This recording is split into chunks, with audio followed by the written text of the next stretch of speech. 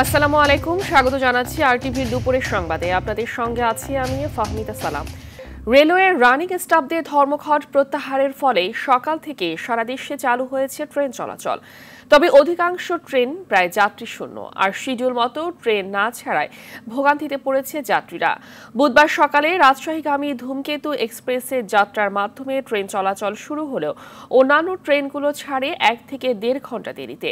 সকাল 7টার সময় দেয়া হলেও প্রায় 1 ঘন্টা দেরিতে চট্টগ্রামের উদ্দেশ্যে যাত্রা শুরু করে সোনার বাংলা এক্সপ্রেস, আর কক্সবাজারগামী পর্যটক এক্সপ্রেসের যাত্রা শুরুতে দেরি হয় 2.5 ঘন্টা পর। অধিকাংশ ট্রেনে যাত্রী সংখ্যা অনেক কম। ধর্মঘটের পর ট্রেন চলাচল স্বাভাবিক হলেও শিডিউল বিপর্যয় থাকায় ভোগান্তিতে থাকা যাত্রীরা বলছেন স্বাচ্ছন্দ্যের যাত্রায় বিপাকে পড়েছেন তারা। রেলওয়ে কর্তৃপক্ষ বলছে কারিগরি কারণে 1 ঘন্টা করে বিলম্বে ট্রেন ছাড়ছে। পরিস্থিতি স্বাভাবিক হতে 2-1 দিন সময় লাগবে। জয়ন্তিকা ও বুড়িমারি এক্সপ্রেস ট্রেনের যাত্রা বাতিল হয়েছে। আগের ট্রেনগুলো যে ট্রেনগুলো ছেড়ে গেছে আগে ওই ট্রেনগুলো বিভিন্ন লাইনে ছিল। এই রেকটা ব্লকে ছিল, ব্লক থেকে ওয়াশপিডে নেওয়া হয়ে গেছে। ওয়াশপিডে নেওয়ার পরে ওয়াশপিড কমপ্লিট করি এখন ছেড়ে যাবে। দর্শক, এই বিষয়ে বিস্তারিত জানাতে আমাদের সাথে যুক্ত হচ্ছে হিলি থেকে আব্দুল আজিজ এবং চুয়াডাঙ্গা থেকে জহির রায়হান সোহাগ। আমরা প্রথমেই চলে যাচ্ছি আব্দুল আজিজের কাছে। আজিজ, ধর্মঘট প্রত্যাহারের পর রেল চলাচলের অবস্থা কেমন দেখছেন এবং শিডিউল বিপর্যয় আছে কিনা বিস্তারিত জানাবেন।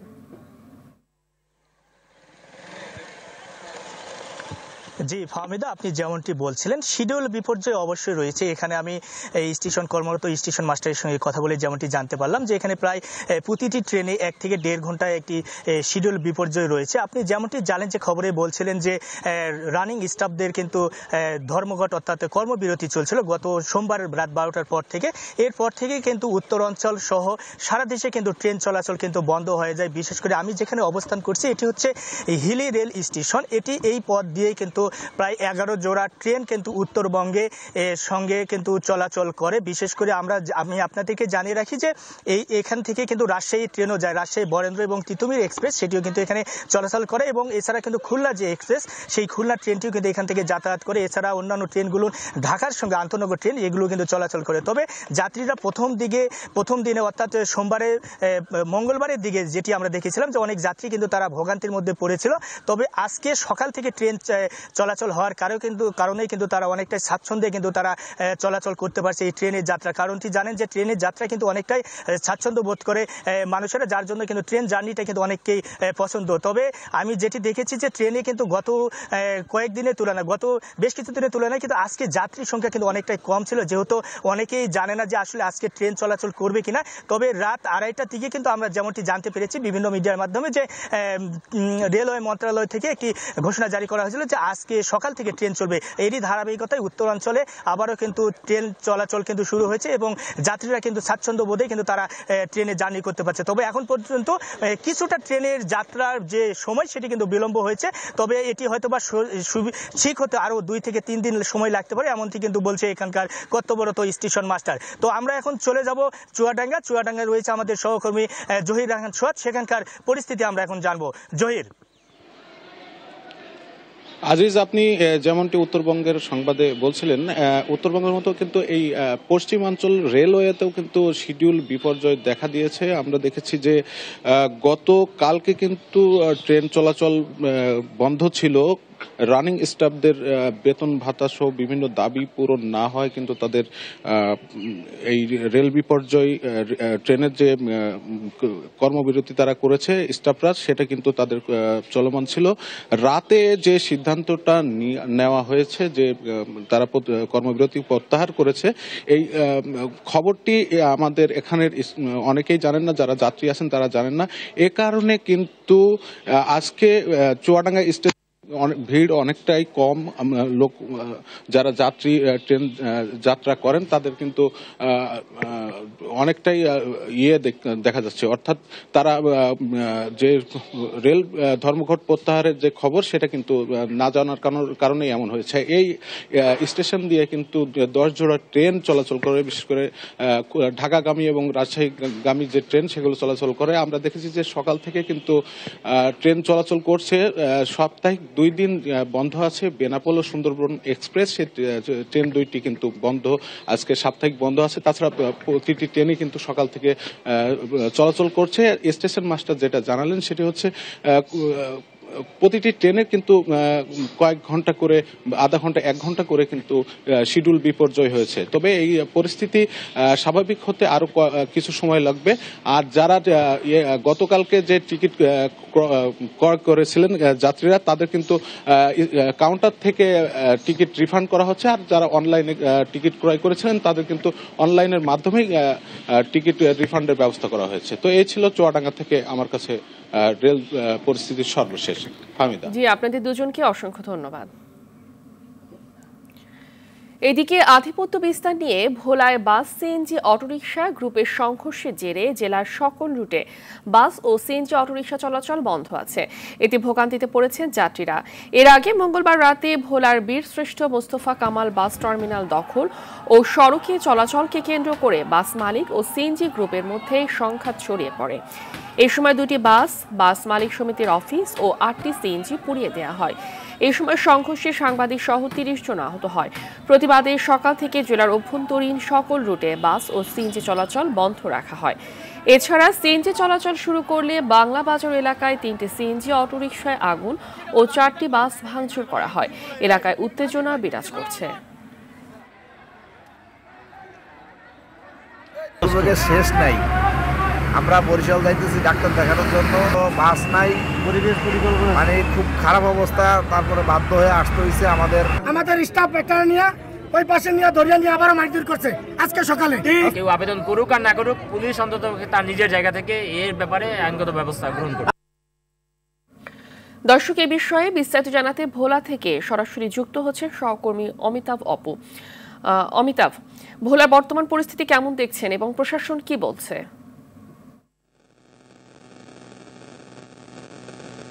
ফাহমিদা, আপনি যেটা জানতে চেয়েছেন যে আসলে ভোলার প্রধান একটি সড়ক হচ্ছে ভোলা চরপেশন সড়ক, যেটি ভোলার 6 উপজেলার সাথে সংযোগ। এই প্রধান সড়কটি আজকে অচল অবস্থা রয়েছে। এখানে বাস মালিক সমিতি এবং সিএনজি মালিক সমিতির 2 গ্রুপের মধ্যে যে গত রাত থেকে, অর্থাৎ বাস টার্মিনালের যে বিশিষ্ট মোস্তাকল বাস টার্মিনাল সেটি তারা দখল বা কার নিয়ন্ত্রণে থাকবে এটি নিয়ে যা তাদের যে বিরোধ দেখা দেয়, সেটিকে কেন্দ্র করে দফায় দফায় সংঘর্ষ অব্যাহত রয়েছে, যার রেশ কিন্তু আজকে সকাল থেকেও শুরু হয়েছে। এবং যদি বলি 11টা থেকে সেই রেশও আমরা দেখেছি কয়েক দফা সংঘর্ষ হয়েছে। এবং সেইখানে আমরা সেই সংঘর্ষের মুহূর্তে শেষ দিকে যখন এই আরো কয়েকটি সিএনজিকে জ্বালিয়ে দেওয়া হয়েছে, তার আগের রাতে বাস পুড়িয়ে দেওয়া হয়েছিল, সিএনজি পুড়িয়ে দেওয়া হয়েছিল, আহত হয়েছে প্রায় 50-এর মতো। সেই জায়গাতে এখন নিয়ন্ত্রণে বাস স্ট্যান্ড নিয়ন্ত্রণ করছে। আমরা যদি দেখি কোস্টগার্ড, নৌবাহিনী, পুলিশ, র্যাব সহ প্রশাসনের কর্মকর্তারা এখানে অবস্থান করছে এবং তারা এই যে নিয়ন্ত্রণ করছেন যাতে এখানকার অন্তত এই যে উচ্ছৃঙ্খল অবস্থাটা বা এই যে এখন রক্তক্ষয়ী একটি অবস্থা সেটি যেন শান্ত থাকে, সেটি নিয়ন্ত্রণ করা হচ্ছে। আমাদেরকে এখানে কিছুক্ষণ আগে এখানে এসেছিলেন উপজেলা নির্বাহী অফিসার রিপন কুমার সরকার। তিনি আমাদেরকে জানিয়েছেন যে সন্ধ্যা নাগাদ এই বিষয়টি নিয়ে জেলা প্রশাসক উভয় পক্ষকে নিয়ে একটি বৈঠক করবেন। একই সঙ্গে আমাদেরকে পুলিশ সুপারের পক্ষে অতিরিক্ত পুলিশ সুপার এখানে এসেছেন।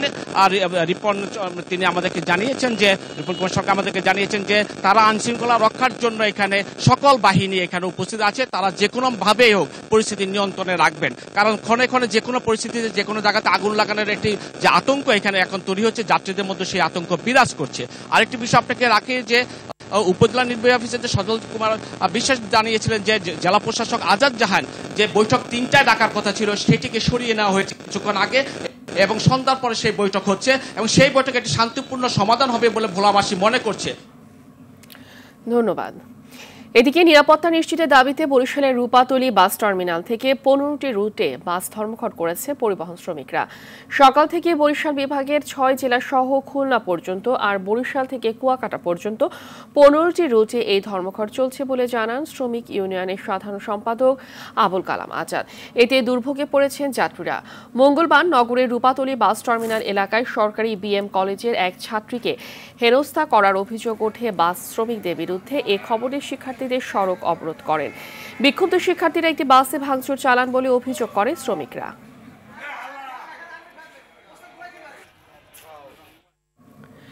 প্রশাসনের আশ্বাসে ধর্মঘট স্থগিত করেছে খুলনা বিভাগীয় ট্যাঙ্ক লরি মালিক শ্রমিক ঐক্য পরিষদ। এতে ঝিনাইদহ সহ 15টি জেলায় জ্বালানি তেল পরিবহন শুরু হয়েছে। এর আগে খুলনা বিভাগীয় ট্যাঙ্ক লরি শ্রমিক ইউনিয়নের সাধারণ সম্পাদক আলী আজিমকে আটকের প্রতিবাদে অনির্দিষ্টকালের ধর্মঘট ডাকে খুলনা বিভাগীয় ট্যাঙ্ক লরি মালিক শ্রমিক ঐক্য পরিষদ। ধর্মঘটে ঝিনাইদহের 6টি উপজেলার 34টি ফিলিং স্টেশন সহ বিভিন্ন স্থানে জ্বালানি তেল, ডিজেল, পেট্রোল, অকটেন সংকট দেখা দেয়। ব্যাহত হয় সেচ কার্যক্রম। গেল 26 জানুয়ারি থেকে অনির্দিষ্টকালের এই ধর্মঘটের ডাক দেয় সংগঠনটি।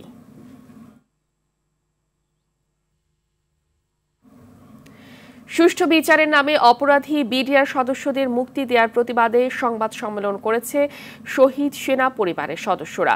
সকালে রাজধানীর রাওয়া ক্লাবে আয়োজিত সংবাদ সম্মেলনে শহীদ পরিবারের সদস্যরা বলেন, স্বৈর শাসকের পতনের পর দুবার প্রেস ব্রিফিং করেও সুরাহা না হওয়ায় ব্যথিত তারা।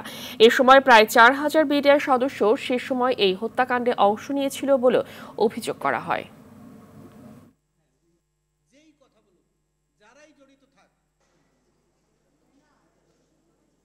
আপনারা যখন সম্প্রচার করেন তারা জেল থেকে ছাড়া পাচ্ছে, কাঁদছে, তাদেরকে জড়িয়ে ধরছে তাদের সন্তানরা, আপনাদের মনে হয় এরা সবাই অসহায়ের মতো সেদিন হাহাকার করছিল অফিসারদের মৃত্যু দেখে?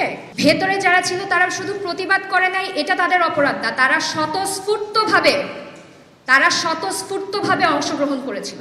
আমরা এই সরকারের কাছে অবশ্যই বিনীত আবেদন করব যেন সুষ্ঠু বিচার হয়, ইনভেস্টিগেশন তাড়াতাড়ি হয়। বিজিবি ও বিএসএফ সম্মেলনে সীমান্তে মানুষ হত্যার বিষয়টি সবচেয়ে গুরুত্ব দেওয়া হবে বলে জানিয়েছে স্বরাষ্ট্র উপদেষ্টা লেফটেন্যান্ট জেনারেল জাহাঙ্গীর আলম চৌধুরী।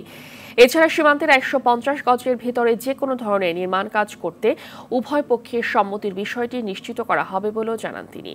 দুপুরে সচিবালয়ে সাংবাদিকদের সঙ্গে আলাপকালে এসব কথা বলেন স্বরাষ্ট্র উপদেষ্টা।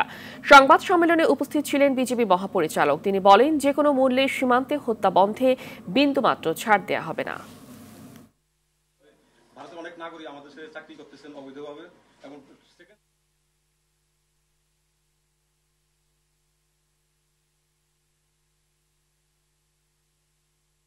এখানে মেইন আলোচনার ভিতর থাকবে যে বিএসএফ যে ভারতীয় নাগরিক এবং ভারতীয় দুষ্কারী কর্তৃক সীমান্ত হত্যা ও সীমান্ত নিরস্ত্র বাংলাদেশি নাগরিকদের উপর গুলি চালান, আহত বন্ধ করা। জুলাই গণ অভ্যুত্থানের আকাঙ্ক্ষা পূরণে এবং ফ্যাসিবাদ বিরোধী জাতীয় ঐক্য ধরে রাখতে হবে। এমন কোনো সিদ্ধান্ত নেওয়া যাবে না যেখানে ঐক্যে ফাটল ধরার সম্ভাবনা রয়েছে। এসব কথা বলেছেন বিএনপি স্থায়ী কমিটির সদস্য সালাউদ্দিন আহমেদ। দুপুরে জাতীয় প্রেস ক্লাবে আয়োজিত এক আলোচনা সভায় তিনি কথা জানান। এ সময় তিনি আরো বলেন, জুলাই গণহত্যার জন্য দল হিসেবে আওয়ামী লীগ ও দায়ী নেতাদের বিচার করতে হবে। বিচারের মাধ্যমে নির্ধারিত হবে আওয়ামী লীগ নির্বাচনে অংশ নিতে পারবে কিনা।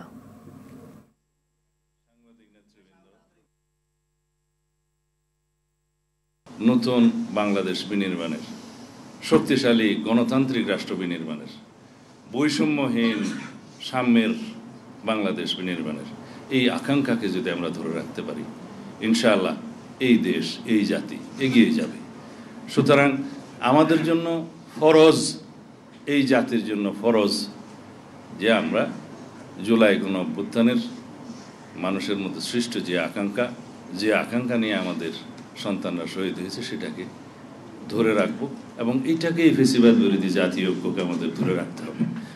এখানে ফাটল সৃষ্টি হয়, অনৈক্যের সৃষ্টি হয়, সেরকম কোনো পদক্ষেপ যেন আমরা না নেই। নতুন সংবিধান প্রণয়নের লক্ষ্যে জুনের মধ্যে গণপরিষদ নির্বাচনের দাবি জানালো জুলাই বিপ্লবে সম্পৃক্ত ছাত্র জনতার প্রথম রাজনৈতিক দল জাতীয় বিপ্লবী পরিষদ। গণপরিষদ নির্বাচন ও বিপ্লবী সরকারের দাবিতে জাতীয় প্রেস ক্লাবে আয়োজিত সংবাদ সম্মেলনে দীর্ঘদিন অনির্বাচিত সরকার দেশের জন্য নিরাপদ নয় বলে উল্লেখ করে সংগঠনটি। গণহত্যাকারীদের বিচারে আন্তর্জাতিক অপরাধ ট্রাইব্যুনালের পরিবর্তে বিশেষ ট্রাইব্যুনাল গঠন সহ রাজনীতি, অর্থনীতি ও শিক্ষা সংস্কারে 11 দফা দাবি পেশ করেন বিপ্লবী পরিষদের রাজনৈতিক প্রধান আনিসুর রহমান। দীর্ঘদিন নির্বাচিত সরকার না থাকলে বিদেশি শক্তি ও পতিত ফ্যাসিবাদীরা নানান ষড়যন্ত্র করার সুযোগ পাবে। আবার গুরুত্বপূর্ণ সংস্কার ছাড়া দ্রুত নির্বাচন দিলে বড় রাজনৈতিক দলের বেথরখার অশুভ শক্তি সংস্কার দূরে থাক পতিত ফ্যাসিবাদকে পুনর্বাসন করে বসতে পারে। এই অবস্থায় গণপরিষদ নির্বাচন হলো একমাত্র বিকল্প, যার মাধ্যমে দ্রুত সময়ে দেশ একটি নির্বাচিত কর্তৃপক্ষ পাবে। 3 পর্বে অনুষ্ঠিত হতে যাচ্ছে মুসলিম বিশ্বের দ্বিতীয় বৃহত্তম সমাবেশ বিশ্ব ইজতেমা। টঙ্গীর তুরাগ তীরে ইজতেমা মাঠ পরিদর্শন করে বিষয়টি নিশ্চিত করেন আইজিপি বাহারুল আলম। এদিকে টঙ্গী তুরাগ তীরে এখন চলছে শেষ মুহূর্তের প্রস্তুতি। এরই মধ্যে দেশ বিদেশ থেকে আগত মুসল্লিদের জন্য উত্তর পশ্চিমে তৈরি করা হয়েছে বয়ান মঞ্চ। বিদেশি মেহমানদের থাকার ব্যবস্থা সহ মুসল্লি পাড়ে তুরাগ নদীর উপর 5টি ভাসমান সেতু নির্মাণ করা হয়েছে। এদিকে মুসল্লিদের নিরাপত্তার পাশাপাশি যাতায়াত নির্বিঘ্ন করতে এবং সুষ্ঠু ট্রাফিক ব্যবস্থাপনার স্বার্থে 13 দফা নির্দেশনা দিয়েছে ডিএমপি। আগামী 31 জানুয়ারি থেকে 2 ফেব্রুয়ারি ও 3 ফেব্রুয়ারি থেকে 5 ফেব্রুয়ারি সূরায়ে নিজাম বা জুবায়েরপন্থীরা ইজতেমার প্রথম ও দ্বিতীয় পর্ব পালন করবে। পরে 14 থেকে 16 ফেব্রুয়ারি মাওলানা সাদপন্থীরা ইজতেমার তৃতীয় পর্ব পালন করবে। আমাদের মাওলানা মাহফুজ এখানে আছেন, ওনারা এই 31 থেকে 5-এর মধ্যে ওনারা করবেন, 14 থেকে 16 পর্যন্ত করবেন। এর মধ্যে কোনো ধরনের দ্বন্দ্ব কিংবা মতদ্বৈধতা নাই, উভয় পক্ষই শান্তিপূর্ণভাবে করবেন এবং আল্লাহ চাহে তো আমরা এটা শান্তিপূর্ণভাবে আপনাদের সহযোগিতায় সমাধান করতে পারবো। দর্শক, এই বিষয়ে বিস্তারিত জানাতে টঙ্গী থেকে সরাসরি যুক্ত হচ্ছেন সহকর্মী তরিকুল ইসলাম তারেক। এবারের ইজতেমায় 3 পর্বে অনুষ্ঠিত হবে, তো শুক্রবার থেকে তো প্রথম বিশ্ব ইজতেমার প্রথম পর্ব শুরু, প্রস্তুতি কেমন দেখছেন?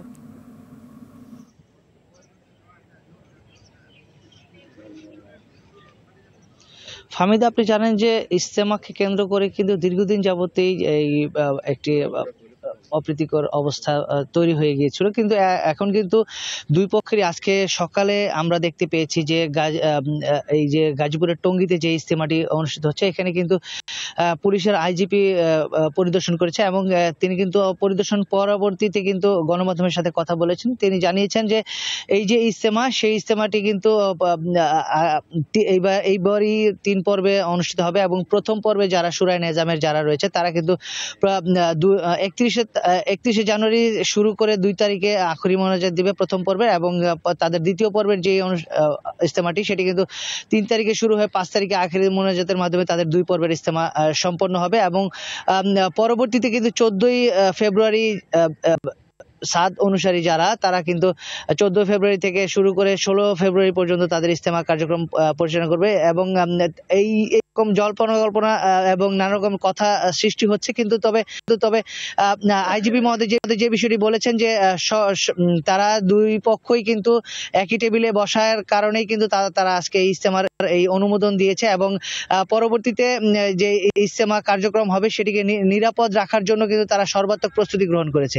এছাড়া গাজীপুর মেট্রোপলিটন পুলিশের পক্ষ থেকে যে বিষয়টি বলা হয়, মোবাইল টিম কিন্তু সারাক্ষণ এই ইজতেমা মাঠের চারপাশে কিন্তু প্রদক্ষিণ করবে এবং সিসি ক্যামেরার মাধ্যমে কিন্তু পুরো মাঠটিকে নিরাপত্তার চাদরে ঢেকে রাখা হয়েছে। এছাড়াও বিপুল সংখ্যক পোশাকধারী পুলিশের পাশাপাশি কিন্তু সাদা পোশাকে পুলিশ থাকবে এবং এই ড্রোনের মাধ্যমে কিন্তু কিন্তু তারা এই মাঠটিকে ড্রোন এবং হেলিকপ্টারের মাধ্যমে কিন্তু মাঠটিকে সার্বক্ষণিকভাবে তারা মনিটরিং করবে।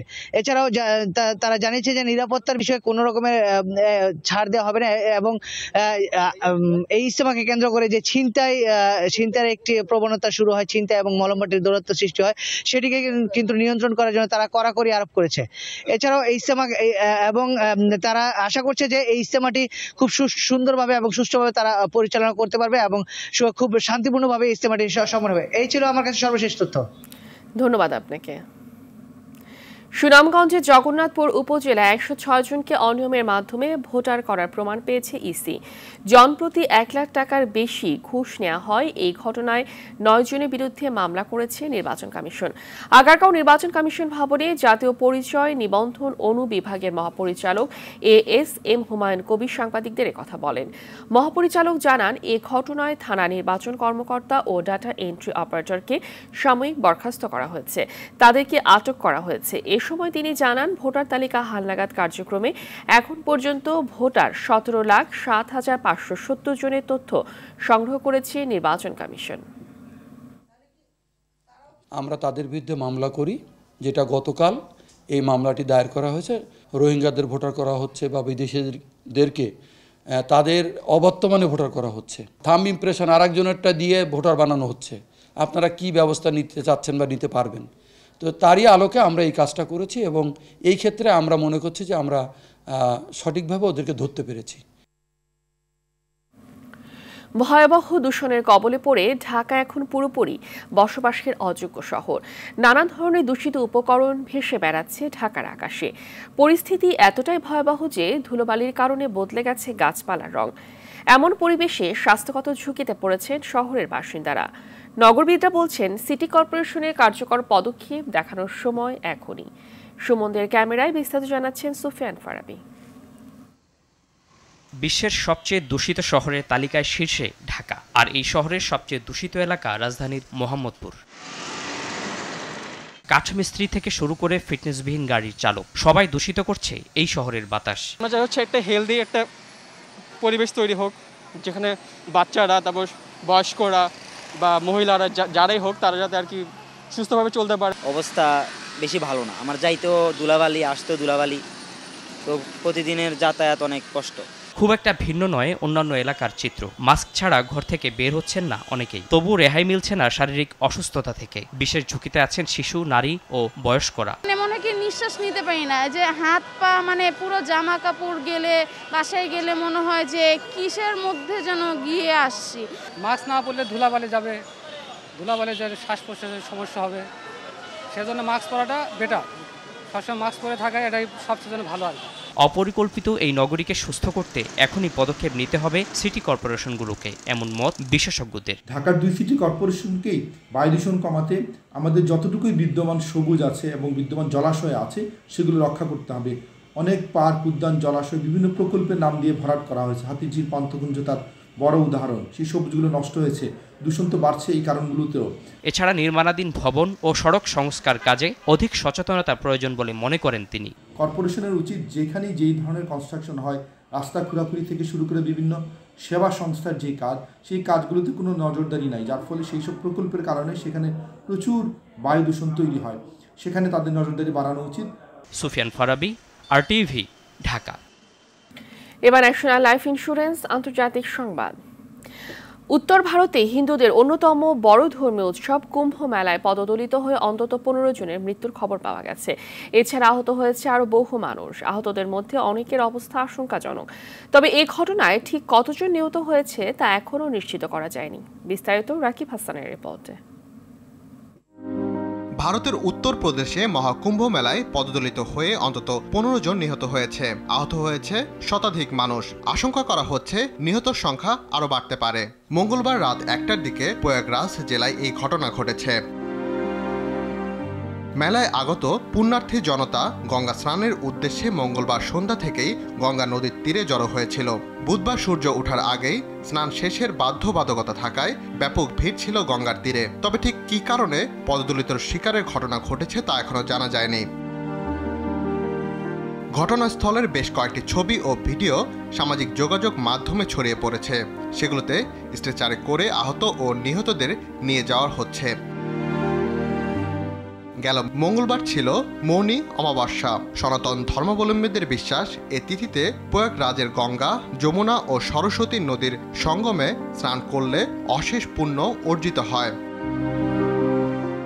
এ ঘটনায় উত্তরপ্রদেশের মুখ্যমন্ত্রী যোগী আদিত্যনাথকে টেলিফোন করেছিলেন ভারতের প্রধানমন্ত্রী নরেন্দ্র মোদী। টেলিফোনে আদিত্যনাথকে ঘটনায় আহত ও ক্ষতিগ্রস্তদের চিকিৎসা নিশ্চিত করা এবং নিরাপত্তা রক্ষায় প্রয়োজনীয় পদক্ষেপ নেওয়ার নির্দেশও দিয়েছিলেন তিনি। রাকিব হাসান, RTV। দুপুরের সংবাদ এ পর্যন্তই। জেলার সংবাদ বিকেল 4:45টায় দেখার আমন্ত্রণ রইল। ধন্যবাদ সবাইকে।